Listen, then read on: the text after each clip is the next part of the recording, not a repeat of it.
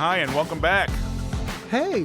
Thanks for coming over, Reed. Thanks, Rayce. Thanks for welcoming me. You're welcome. It's so nice to get a welcome. You're welcome. Hey, everybody out there, all you Does that sound like apes you're out ugly? in No, it doesn't. all you apes out in the apes environment. Hold on. Wait. There, it's Now official. Now I'm ready to go. It's official. Oh, and it's exploded. overflowing. It's You can overflowing. actually hear it spilling onto the you go. patio. Now it's really official. It is Thank you. Saturday afternoon. It's 85 degrees. We're out here in the Rayce's oasis environment with the breeze and the trees and the birds and the bees. Should I keep going? No, please don't. And please, you said please to rhyme with it. Obviously, you want to continue that. And Hey, hello. How we doing, folks? What's up out there in the world? We're doing You Should Know This Song for You. And we are MixedAPEZ. We are MixedAPEZ. I'm personally mixed ups as well as MixedAPEZ, but Yeah. that doesn't go for everybody. I'll take that. I'll be one of those two. You're MixedAPEZ too. So, pat yourself on the back. With your ape's arms. With your You can pat yourself on someone else's back, actually, if you got ape's Yes, arms. you can. Okay, so we're going to jump right in. We're going to do a little nest keeping. Yes. We're going to make this one a quick one, folks, because the last one was a little long, and we don't want to bore you. We don't want to drive you crazy. Right. We're only Actually, doing... in my case, it's more of a putt than a drive, really. Thanks for inserting that so I didn't have to. We're only doing uncontrolled substance, talking about some subjects we don't and some have any items. challenge, any formal challenges. Yeah, we're not for this playing games per se. One. Well, we're messing always playing around. games when you're here. Always playing around, but we have some hopefully interesting stuff to go on and on about for a little bit. So I'm going to start. get after it. Get on it. Okay, so I'm going to start for two reasons. One, because I want to, and two, because maybe if I do, you'll shut up. Several episodes ago, Can't Get It Out of My Head by ELO was a clue. Yes. And I presented the clue to Reed, but he came back with the lyric being what I thought was "Walking on the Waves She Came." And he Two responded words, with SHECAME. Right. And he responded with no, no, no. The lyric is "The Wave Chicane." Walking on, CHICANE. yes, like possessive, the chicane of the wave. Right. And I was interested when he said that, but I wasn't really sure he was right. Yeah. So I went back and did some research, and the answer is nobody really knows. Yeah. We're still not really sure if I'm 50 right. years later, this lyric is still ambiguous. Right. It is in the lyrics on The page on the actual album yes. is Wave Chicane, but there's also a thought that it may be written down wrong. right. And the reference Wave Chicane, the chicane is a thing that they use in motocross racing to keep you from going off the road. It's an actual barricade that they use. Yeah, and I've heard It's it. also references a breakwater. Yes. Okay, Yeah. the things that they put around a lake or a river to prevent the water from right. causing huge waves at the shore. It's the same kind of a deal. It's a large concrete thing with a pointed top that slows down the driver or the water in either case. And if you've ever watched and listened to the announcers for Formula One racing or the Red Bull soapbox racing craziness, they mention when they get to the zigzaggy part in the track. He hit the chicane. He avoided the chicane. Right. So the point there being that it could be legitimate in either case. If she was walking on the wave chicane, she's coming across the breakwater on the water. Right. Right. However, the written lyrics by Jeff Lynne don't say chicane, but the written lyrics on the album cover do say wave chicane. And when Jeff Lynne was asked, his answer was kind of like, ha, ha, ha, ha, ha. Right. What? Figure it out, suckers. Is Paul really dead or Yeah, not? exactly. Like, oh, well, Yes. I don't, yeah. He really kind of blew off the question. Right. And so we don't know, and no one else knows. Right. So while no one else that we could find, and both of us did some dives. some digging. Spent a little time. Yeah, more looking than around. enough time and more than was required. But it was just such a weird word that didn't seem to be appropriate. Right. Is appropriate to the conversation, is appropriate to the lyrics. No, absolutely. But doesn't, like, could be. The jury is out, is what But I'm the saying. next line is staring as she called my name, which Right. would rhyme with Came. she came. Right. You know, it doesn't always have to rhyme with the exact letters. Right. Nobody knows. Nobody knows. And it's a fun thing, right? Yeah. So the mystery continues. We got to talk about it twice. Put your it's exactly the kind of thing that our broken brains focus on. Contribute your thoughts and opinion to the conversation, because at this point it's all opinion. The person who honestly knows won't tell anybody. Yeah. He ain't saying. He's not giving it up because this is happening. So there you go. He likes the talk about. In a similar situation, more recently, as we have talked about repeatedly, we still on the side pretty regularly, multiple times a week usually, exchange lyric challenges through text that don't end up in the show. Right, they don't end up in the show. Just us being silly for ourselves. And this has been going on for 24 years. I don't even whatever. Nearly 30 years. Right, honestly. 36 years. So the other day, Rayce texted me a clue to the Queen song "Fat Bottom Girls." And I wasn't actually sending him a clue. What I was hoping to do, because I knew that we both knew the song. Yeah. I knew that we both knew the lyric. I was hoping to give him an earworm, something that would pop the song into his head, and he'd be going, "Oh, fuck you! I had to listen to that all day long." Right? It's been going around and around and around. So I sent, "Get on your bikes and ride." Yes. In caps. Yes. And then I sent something that said, "This earworm brought to you courtesy of Sirius Radio," because I just heard it on Sirius Radio. Okay. Yes. And he sent it back. And I sent back, and the long and short is, I sent back questioning, is it get on your bikes and ride or get on your backs and ride? Right. Because in the context of virtually all of the rest of the song's lyrics, get on your backs and ride would be more appropriate to the lyrics. More in keeping, right? But it turns out that get on your bikes and ride is what is in the song notes. Song notes and liner notes. And that album in particular actually had the lyrics printed on the album, not on the liner, not on the sleeve. Right. On the album itself. Yeah. On the vinyl. No. On the album cover, not on the paper sleeve that came out. Oh, I see. Right. Okay. It was on the actual album cover itself. Exactly. And it's get on your bikes and ride, not get on your backs and ride. Right, which is what you thought. So if you're listening to Fat Bottom Girls, which I never watched the video before this little conversation. I went to the video to see if you could see what his mouth was doing when he said it. But it was obvious when I watched the video that and really paid attention and heard it and didn't assume that it was in keeping with the subject matter as much. I immediately was like, yep, he just said bikes. Why would he say bikes? And then I was... So I think the thing is like, I sent to you that it was relevant to a motorcycle, and you're like, well, there's no mention of a motorcycle in the song. Right. But I think what it was is the singer of the song, not Freddie Mercury, but the singer of the song. Yes. Is like, we're bad dudes on motorcycles, and we're out chasing around fat bottom girls. Yes, right. And so get on your bikes and ride was what I envisioned that meaning. That never you could ascribe meaning of whatever kind comes to your head. That never came to your head, right. but that was what was in mine. Right. So get on your bikes and ride to me always was like, oh, yeah, let's go, boys. Let's get some more bitches. Right, let's go. Let's get this done. Yeah. So, and for me, I envisioned the fat bottom girls getting on their bikes. On their backs. Well, after I thought about bikes, the thing that flashed into my head was getting on their motorcycles and riding. These are aggressive, progressive, bike riding chicks, and they're out to, get on their bikes. Do what they do to skinny lads. Yes. Right. Who don't know good from bad. Yes. So it was a fun little. It was a fun exchange. And he was like, "I'm not letting this go without mentioning it on the episode." Yeah. And then after that, I also pointed out the fact that after he says, "Get on your backs and ride," he later in that sort of trailing out of the song, he says, "Ride 'em, cowboy." Which again references back to the... Yeah, it's a little bit of a non sequitur and the whole thing, whatever. So that was fun. That was just a fun thing that we felt like we could relate on the air. Go check it out yourself if you don't believe us, and send us your argument as to what it means and why. Please do. Okay. Lastly, for housekeeping notes... Schlafly beers. We had in a previous episode mentioned the song Dance Sister Dance. Yes. Vaya mi hermana, as it's pronounced. Vaya para mí, dance for me. Okay. We'd mentioned that I think I had mentioned I'd given Reed the clue. We clarified that it had been used as a clue many months ago, back in the first 4 or 5 episodes, and we're up around 45 or 50 here, so it's been a while, considering it's a weekly thing. I had mentioned that I thought it might be a cover because the song writers were not members of the band. However, what I found was one of the songwriters is the producer of that album. It is in fact not a cover.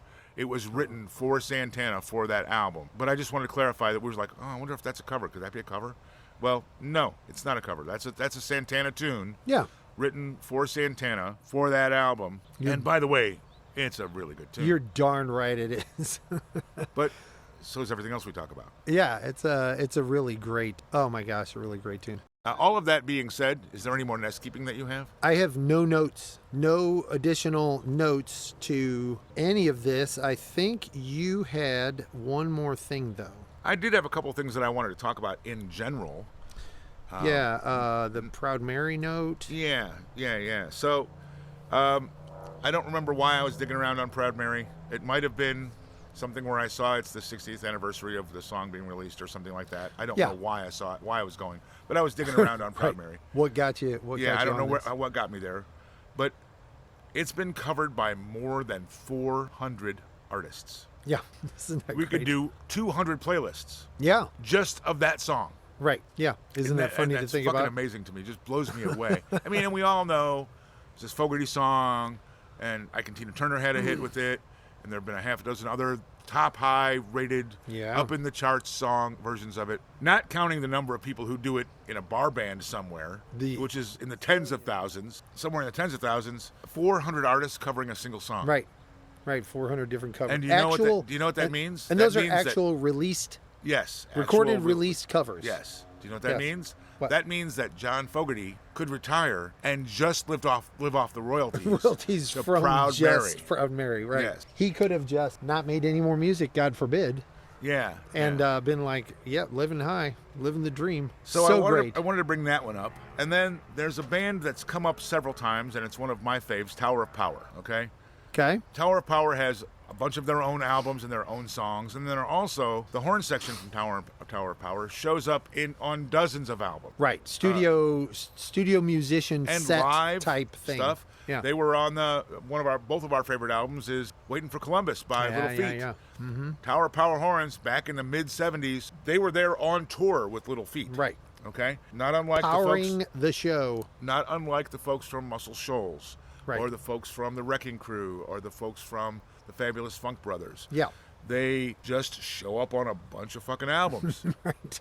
What I found out in looking this up was, over the years, and I believe this goes back to 1968. That's how long they've been around. Emilio Castillo is one of the founding members and pretty much the driver, and I'm not sure if he's even still alive, and I'm not going to check that out right now. Not doing that right now. Tower of Power, 1968. This is 2024. Do the math, kids. Yeah. That's a long damn time. If you didn't know. But they have had over 70 members in the band over the years. Yeah, that is amazing. 70 members in the band. That's amazing. It's amazing because the more we or you, whatever, dig into this kind of thing, the more you find these groups of musicians who are fully behind the fabric. They're like the structure, the foundation of a lot of music that you never knew, but they're also huge. They've been going on and in this sort of cycle of new members just continuing on.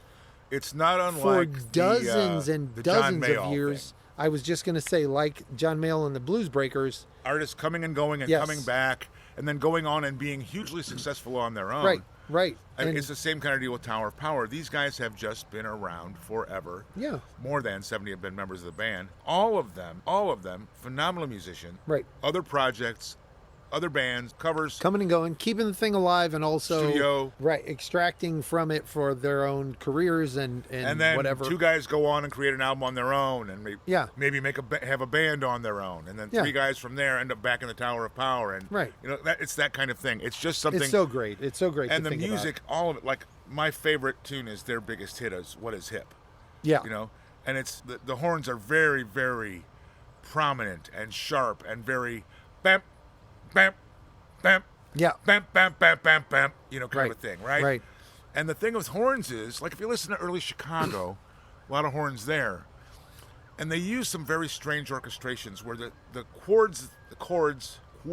I like chords. Where the chords That's they my was little playing. bit of what's his name? That guy. Yeah. But the chords that the horns make in the early Chicago stuff, it's a lot of minors and augmenteds, and it almost sounds like it's like somebody's playing flat. It's almost discordant. Is the word? Yes, and I love that when it's pulled off, especially with horns. For me, when it's pulled off, I love that. And you hear it, and you're like, "Was that right?" Yeah. And you go back and listen again. It's like, "Yeah, that was right. That's just music that my brain doesn't understand." Okay, and not to minimize in any way what Tower of Power does, but that's never the case. It always sounds like exactly on, perfect, everything. Right. The timing. Clean, crisp. Yeah, yes. And yeah. when you got 6 or 7 or 10 guys playing horns, and they're all ending the note or starting the note exactly within time. a millisecond of each other. Yeah. Where the ear only hears one sound. Right. Okay. Right. It's amazing to me. Having been in an orchestra, in a band school orchestra. It's the only band I ever played in was a school orchestra. I was never any good. Did you ever go to band camp? I never, and nothing happened. That one while I was time there. at band camp, nothing happened. Getting 6 guys in any section, right, to be tight, actually tight at the same time, yeah, and to listen to Tower of Power, it's amazing. It's almost like unbelievably amazing. Right. And it brings 2 things to mind for me, 2 points to make. One is to illustrate, to give some hard reference to the description you were giving of for instance, Chicago, using those discordant sounding. The end of, does anybody really know what time it is? Right. Where the horns sort of da da da da da da da da, but then they tail off into da. It almost sounds like they don't. It almost sounds like, hey, they're going wrong. I super love when that's pulled off, and it's just on the edge of being wrong, but you can still hear the chordance, I guess, would be the. So that's one thing that I wanted to make sure I got out there. The other thing is this whole Tower of Power thing reminds me, and delving more into John Mayall and the Blues Breakers and delving more into the Wrecking Crew and so on and so forth, brings to mind for me that Tower of Power is a group that you really are into. You get into Tower. You've been a Tower of Power fan for a long time. You know whether them it's and whatever. them by themselves or them in addition to somebody else. Yes, correct. But you didn't really know that they had 70 members come through the band. I didn't realize that it was far-reaching. More than 50 years. Yeah, over 50 years. 1968. That's more than 50 years, kids, from where we are right now. So what that tells me is there's way more to discover in this area. I mean, there have got to be. Yeah. It's finding out Russ Ballard is behind so many songs that you never had any idea about and wrote so prolifically, and all these people. Or Chris Christopherson. Or Chris Christopherson and whatever. Yes, He wrote that song that I've been digging as a rock tune or as a country tune, whatever. Or for Willie all these Dixon, years. if we want to go back several 10, 15 episodes, right? Right. You never really know what's behind the music. Right. Digging around and finding it is so much fun. But there's always somebody. Yeah, and it's often you'd be surprised that it's somebody you never would have thought of, but it's somebody you're thoroughly familiar with. You know what I mean? You would have what? They did that? I know their stuff. How did I not know? For me, it goes back to, and this is not in our quote-unquote rock and roll wheelhouse, okay? Right. But I love me some Patsy Cline. I'm a huge fan of Patsy Cline. Yeah. Okay? And her biggest hit, it's because you're crazy. It's because I'm crazy. And her biggest hit was Crazy. Yeah. And that came out in the late 50s, early 60s. I'm not sure exactly when. I'm going to say 62 as I'm pulling that out of my ass, right? Right. That's a Willie Nelson tune. That was That was written by Willie Nelson when Willie Nelson was kind of a kid, not getting any traction as an artist. He was a songwriter. Yes. And there's Sunny Side of the Street. That was a kind of was a little bit of a country thing, but it was also kind of an Americana thing. Right. That's a Willie Nelson tune. Right. You know what I mean? Like, I'm not trying to get off into Willie Nelson. But my point is this, is that, you don't know. Right. And you don't know what you don't know. When we talked about Willie Dixon and we talked about the Foghat, yes. I Just Want to Make Love to You. That's a great fucking rock and roll tune. That's a great tune. And all of us that listen to this show and are involved in this show, every one of us knows it. Right. Bow down, down, bow down, down, down, down. Right? We all know it, and we all love it. Yes. Okay? But that was a blues tune 20 years before they did it. Right. Okay? And it was a fully different sounding, absolutely, fully different appeal blues tune. So hats off to Foghat for making it their own. Yeah. But at the same time, I guess what I'm trying to say is, listening to the music for me personally isn't enough. Right. I need to know more. Right. And that's what prompted this whole thing between you and I, this love of this bullshit deep show. Right. Yeah, right. Before the show, 25 years before the show. Right. This love of this detailed information. Did you know that Oh, no, that's Right, cool. right. I want to go find out more about that. Did you know who wrote that song? Yeah. This lead singer from a band that you didn't even know wrote songs. I got one of those. I found one of those today. Yeah. I was looking for a clue, and I'm not going to give you the clue. I'm going to take a second and look it up. I'm not going to give you the clue itself, but I found a song, and I'm looking real quick here. Okay.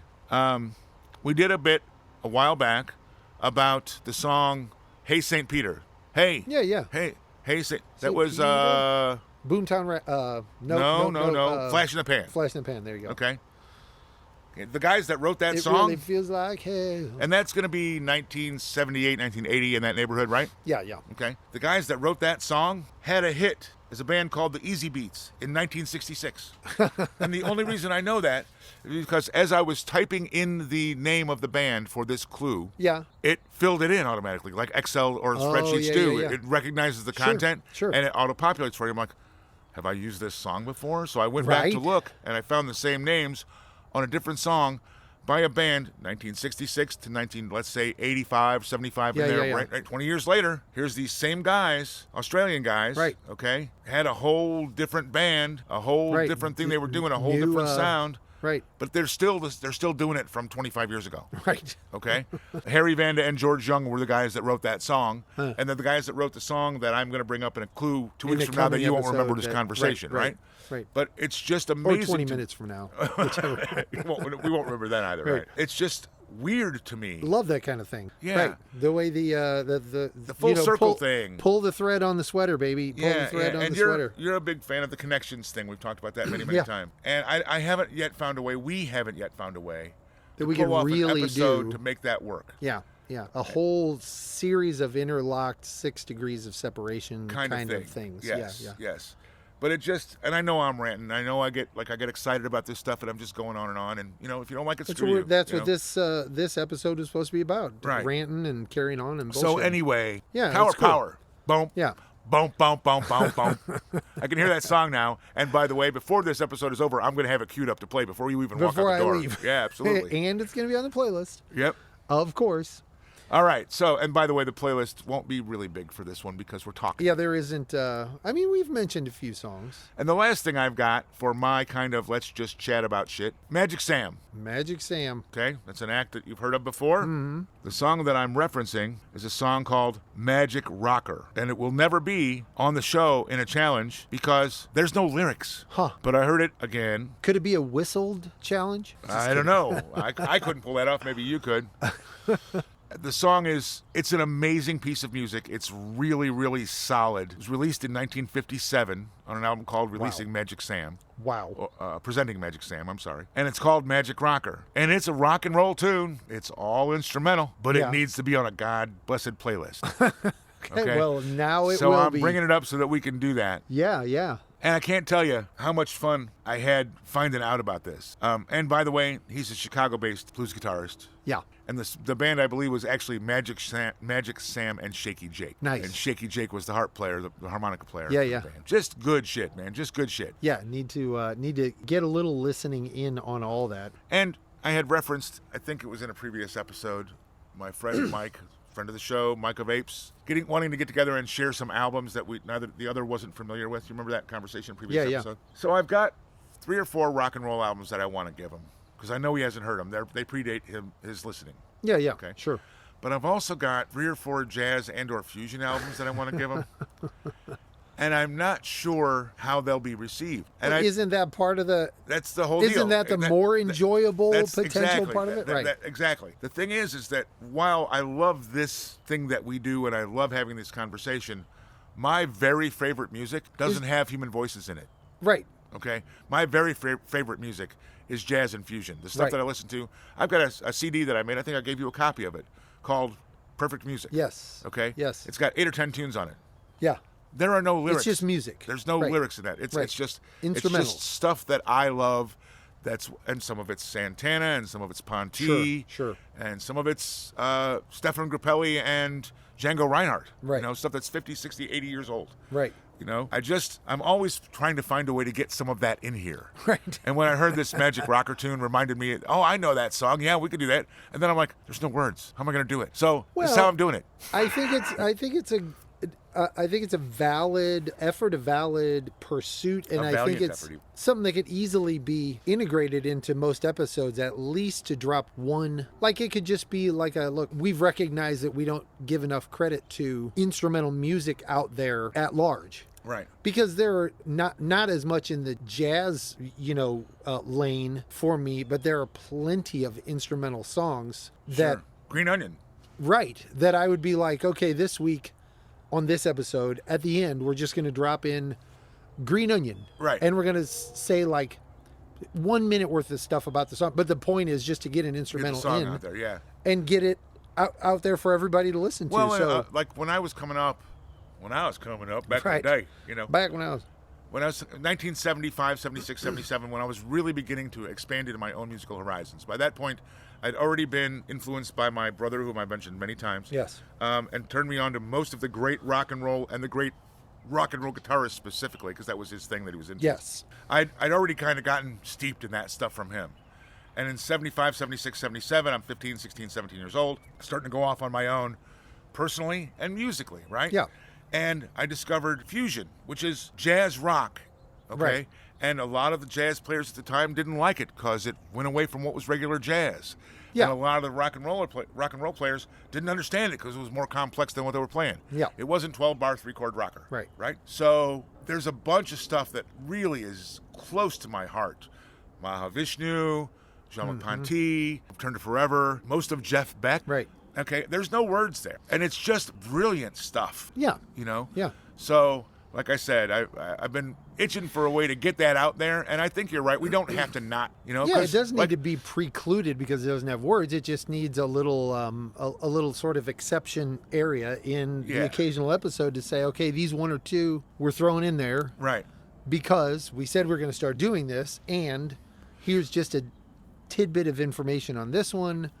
And, a tidbit. Yeah. These 5 players joined in to make this song sound like what it is. You may not know that they played on this song. Whatever. Right. And here are the 10 other songs that you know that they played on. Right. Whatever little bit of information there. And I do think there's some validity to listening, inarguable validity, to listening to music for the sake of listening to music rather than listening to the music. To sing along. With the lyrics stuck, interfering in your head and all that to at least occasionally get your mind into what people are creating just with sound. Yeah.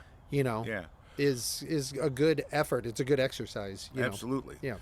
And it can be very therapeutic, and it can be super enjoyable, and there's plenty of it that I love too. It may not be everybody's thing, it just but doesn't it's a fit good into exercise. this thing that we do. Right. But I've always thought it's because that's such a big part of my musical love. Right.